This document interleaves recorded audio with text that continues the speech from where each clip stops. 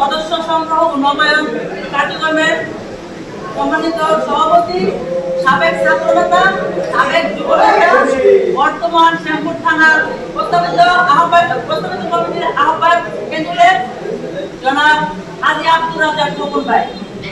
আর উপস্থিত আছেন আমাদের আজকের প্রোগ্রামের প্রধান অতিথি হাজী তোফায়েল আহমেদ ভাই। আমি সালাম, শুভেচ্ছা এবং অভিনন্দন। প্রিয় সাথী বন্ধুগণ, দীর্ঘ 17 বছর আমরা একসাথে হাতে হাত কাঁধে কাঁধ মিলিয়ে কাজ করেছি। আওয়ামী লীগের স্বৈরাচারী, রক্তচোষী এবং পলাতক শেখ হাসিনার আমলে আমরা বহু নির্যাতিত হয়েছি। আমাদের ভাইয়েরা নির্যাতিত হয়েছে, জেল খেটেছে, গুম হয়েছে, খুন হয়েছে।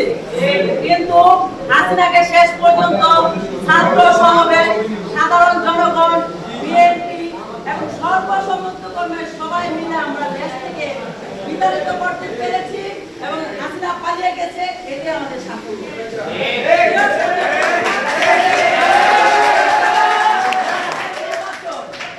আমরা সামনে নির্বাচনকে উপলক্ষ করে দেশনাথ তারেক বেগম খালেদা জিয়ার হাতকে শক্তিশালী করার জন্য আমরা এলাকায় সবাইকে আমরা চিনি।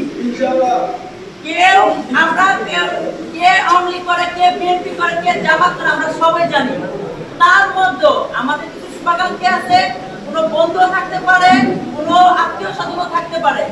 আমাদের জানা মতে আমরা আওয়ামী লীগের দোষর বেদাত্তা কোনো অবস্থাতে আমরা আমাদের সদস্য সংগ্রহ তো দূরের কথা, নবায়ন তো দূরের কথা, সদস্য সংগ্রহের মধ্যে আমরা আনবো না। সবার কাছে আমার একটাই অনুরোধ থাকবে, আপনারা সবাই একেবারে সুনিশ্চিত, চিহ্নিত করে, শনাক্ত করে, আমরা অল্প হোক আমাদের বেশি দরকার নাই, আমরা যত সদস্য সংগ্রহ করতে পারি সেদিকে আমরা নজর রাখবো। আর সামনে যেহেতু নির্বাচন, ঢাকার 4-এ আমরা ঢাকার 4-এর অন্তর্ভুক্ত আলহাজ সালাউদ্দিন সাহেবের সুযোগ্য পুত্র তানভীর আহমেদ রবিন আমাদেরই সন্তান, আমাদেরই ভাতিজা, আমাদেরই নেতা।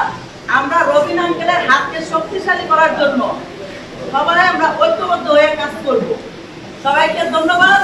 বাংলাদেশ জিন্দাবাদ, বাংলাদেশ জাতীয়তাবাদী মহিলা দল জিন্দাবাদ, তারুণ্যের অহংকার তারেক রহমান জিন্দাবাদ, দেশনেত্রী বেগম খালেদা জিয়া দীর্ঘজীবী হোক, শহীদ প্রেসিডেন্ট জিয়াউর রহমান অমর হোক।